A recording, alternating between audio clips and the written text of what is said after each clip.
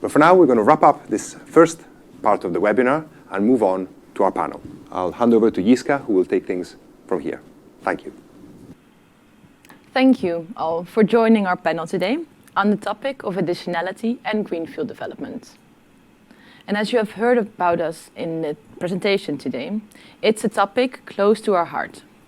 I'm here with Emma Tinker today, and to make our panel discussion a bit more lively, we have invited three additional panelists today. At our virtual table, we have Willem Huidekoper from IMAS, Gerard Wu from LPPI, and Sven Clasen from Palladio. Welcome all. Great. Thanks. Hi. Happy to have you in the room. And before we are heading to the questions, I would like to ask to you all to shortly introduce yourself and your role within the organization. Sven, can I start with you?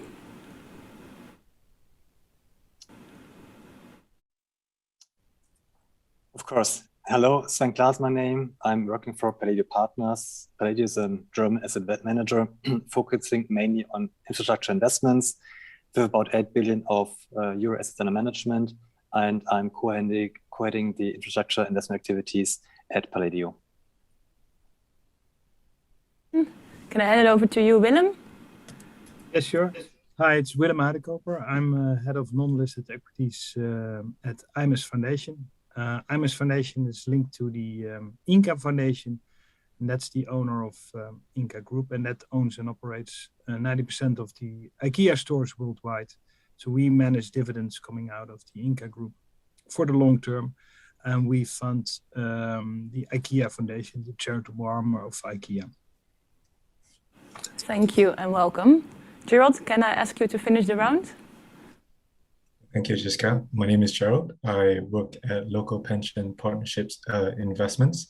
So we are a UK-based local government pension scheme pool where we manage the pension funds of our underlying pensioners. Within LPPI, the infrastructure team has an AUM of about 2 to 3 billion pounds. Here we have a long-term view of asset management, and I look forward to the discussion. Thank you. Great to have you all. And before we will kick off the Q&A with you, I think it would be a good idea to provide a bit of a context and introduction on the topic of additionality and greenfields to the audience. So as you have heard from Emma and other members of the group, currently investments in the development and construction of renewable energy projects do not have any additional benefits captured in sustainability metrics compared to investments in existing brownfield projects. In fact, you could even argue that greenfield is being penalized because of the generated emissions related to the construction phase when building these new assets. We find it quite odd that no distinction is being made between greenfield and brownfield stage investments from a sustainability reporting point of view. And as we all know, fostering the energy transition requires investors to finance new renewable energy projects rather than buying existing ones, and thereby adding clean energy to the energy mix.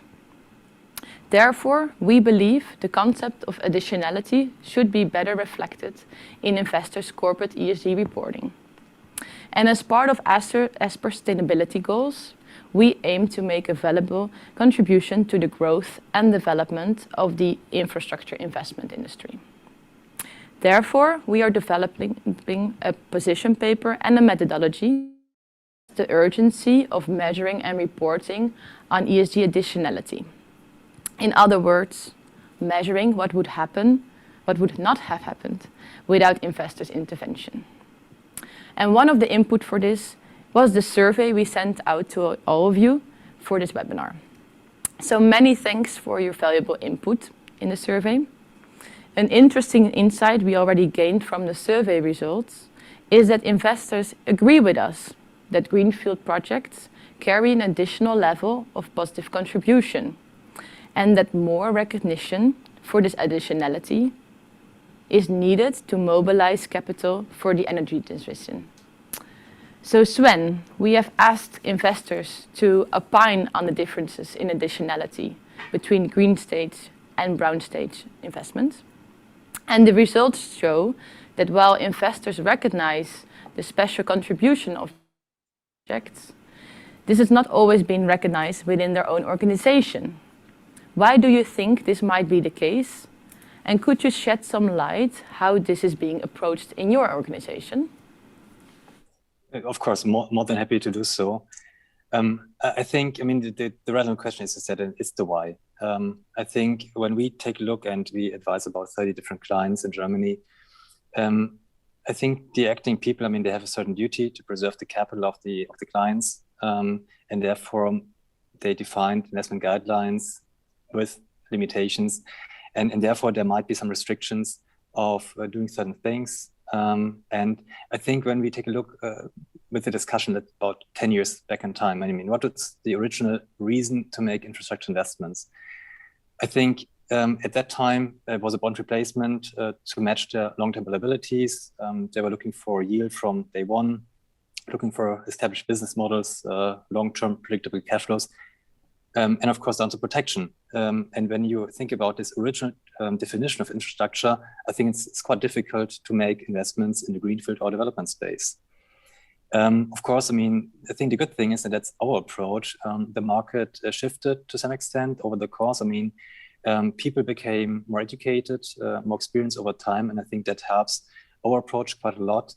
And in particular, when we think about this, let's say, the market in general on the greenfield side, again, 10 years back in time, I think there was no real chance to make greenfield investments with a very established group. I think maybe there were one or two few players, in particular in the renewable side or sustainable side. But today there's much more opportunities to make investments, which of course helps us to find the best managers. So I think that's good. Quality increases over time. And I think what also helps is the market development. 5-10 years ago, I think you can gain quite a nice return with, let's say, feed-in tariff projects on the, let's say, construction ready or brownfield side. Today, it's much more difficult to achieve a decent return, at least during the contracted period, which means you have to take today for, let's say, more the brownfield investments, much more merchant risk from our point of view, and therefore you can argue it's a commodity type of risk. And I believe personally that I would like to have certain investments under certain risk factors under control. I think commodity price risk is not under my control, macro risks. So therefore, I feel much better making investments where I have control, like, let's say, bringing investment during the greenfield development phase to construction, to operations. And I think people to whom we are talking, like our investors, they recognize that. They say, okay, we're understanding, we don't like to take commodity price risk, therefore we take a bit more development risk, for example. And what we did was we started, let's say, with platforms, established ones, brownfield, predictable cash flows, but with a certain growth potential, greenfield potential, so to speak. And then based on that, we started making more investments to more purer greenfield fund investments, with, of course, a strong track record, which was very important for us and experience. And in particular, focus on clients with, let's say, established portfolios to allocate a certain percentage of their allocation more to greenfield investments. I think that's a approach where we became quite successful the last couple of years. But I think it's still a long way to go. But I think time is great to make investments in the greenfield space, much more than it was, let's say, 10 years ago. Thank you. Very insightful and elaboration. And if we shift a bit towards the ESG standard setters and the benchmarking organization, Emma, could you explain a bit, what do you think, what role do they need to play in this issue? Thanks, Jiska. Well, as we covered also during the webinar earlier, we do think that the measurement standards are actually a really important tool in helping to deliver change. So firstly, the standards provide clarity, transparency, and help build trust and confidence in what gets reported. You have to prove what you say by working through the details. So I think that's a vital element, especially as we've seen the role of greenwashing and other issues highlighted. But I think the other thing is that we've all heard the saying, what gets measured is what gets delivered. And we have seen that by having a metric that we have to report on, it does lead to action, and firsthand actually having experienced having to report on a range of ESG KPIs and having worked through the calculations and seen the detail and thinking that goes into creating them, it's actually really built a lot of awareness and additional rigor into what we do. So I think there's a lot of important aspects that can come to the fore by widely reporting these standards. And as you know, Jiske, a lot of the different standard setters are now looking to develop guidance on climate solutions. So we're very much hoping that the work that we can contribute to the debate on additionality can help feed into their work. Thank you, Emma. I fully agree with that. And if we then move away to, and we talked about a lot about the energy transition and the need to mobilize more capital for to make that transition happen. And Willem, if we're there, this energy transition, we should probably increase our total exposure to greenfield projects. What else would help investors or your organization in enabling that exposure increase? Yeah, I think I agree what Sven said on a couple of points, and this is, I would say, in conjunction with that, is starting to convince investors why it's interesting to invest in Greenfield from a return perspective. Also agree on the additionality issue you raise, and it's highly relevant, and I totally agree on that. But also purely looking from a financial perspective, return perspective, we think it's interesting to invest in Greenfield. And I think it should be part of a well-balanced infrastructure portfolio where you have your brownfield and part is allocated to the greenfield area. So I think that's where it starts, in educating people in just why it's interesting from a financial perspective to invest in those areas. And that's highlighting the specific risk for greenfield, and there are ways to mitigate that.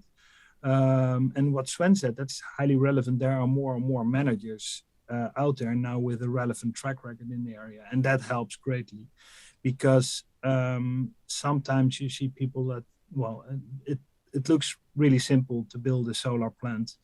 And maybe people think, okay, we'll just do it. And we see a lot of it in the US, and those really opportunistic development strategies promising high teens returns for those specific projects. And I think that's really challenging, and there's definitely an element of a multiple in it, and they're tweaking the IRR in that sense. And if the timing is not right, the investment opportunity is not there. But the specific risk now, and maybe one of the most relevant now is construction risk. And it was always with that track record, people got comfortable. And also that was one of the things we started to focus on, how complicated and is a construction. And renewables is one, but there's so many gradations of that. Solar is different than wind, and and waste to energy has total other complexities to it. So understanding that rightly, but now in the environment where we live with limited or impacted supply chains, this becomes more relevant nowadays. So, and as an investor, I want to get comfort with, and then the track record helps in that context, that a manager is able to manage that properly. And luckily, well, there are quite some managers there that are able to do that. Maybe there's also as investors, finding the right structures to invest in Greenfield. There is, and by structures, I mean how you can structure complex projects with PPP, private-public partnerships. Some projects are, in my view, depending on the jurisdiction, but are really good and catered for PPPs, where you really can mitigate a lot of the construction risks, for instance, in a rightful way, but also offtake and other risk elements in that. But looking at, so that's one way. For most renewables, probably PPPs are not too relevant. But another way is, and Asper is familiar to it, and that's what I like in giving visibility to a pipeline, and that you're not investing in a black box fund, but that you have visibility in what you really invest, because then you can assess the risk of those projects as an investor. And if you work together with a developer that has a visible pipeline, and you can look at the projects and saying, hey, this is interesting for this and this matter, instead of committing to a fund that essentially is a black box that invests in greenfield projects, that could mitigate and get investors more comfortable with that. So that's a way, and maybe there's a role for government in looking other elements of the greenfield risk spectrum. Grid connection is definitely something investors shouldn't underestimate, and that's increasing also. And maybe a government can look in improving that part. So that's a couple of things to bring in this conversation for now. Thank you, Willem. That's very interesting. And to move to Gerard, what advice would you give investors, greenfield investors like Asper, to help further attract capital for greenfield stage investments? Do you have any suggestions for us? Well, thank you, Jessica. This is certainly an interesting question, which I spent time gathering thoughts. I think firstly, I would like to say that as a pension fund with a net zero target, LPPI fully recognizes the additionality that greenfield projects bring to the energy transition. I trust most of the audience share a similar favorable view of greenfield investments. Therefore, I'll spend the next few minutes sharing thoughts on certain areas that we as LPs may like to see more of from greenfield investors like Asper. These areas center around the theme of supporting LPs gain comfort from greenfield investments, which my fellow panelists, Sven and Willem, have touched on. The first point is to be as specific as possible about greenfield strategies.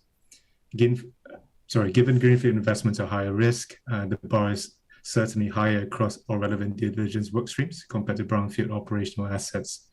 It is important that greenfield investors communicate a targeted strategy, whether that is in terms of location, off-taker, technology, or counterparties. Not only will strategy-specific support evaluation, they may also unearth pockets of capital allocation on LP's part that may not have been apparent on the outset.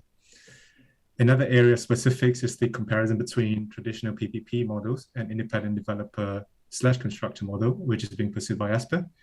Understanding this comparison, including the pros and cons, is also key.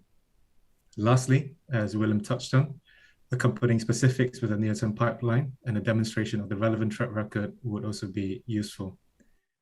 The second point that I'd like to touch on is for investors to be clear about what stage and level of de-risking of projects that LPs will gain exposure to and the use of proceeds. And I'll try to take these points in turn.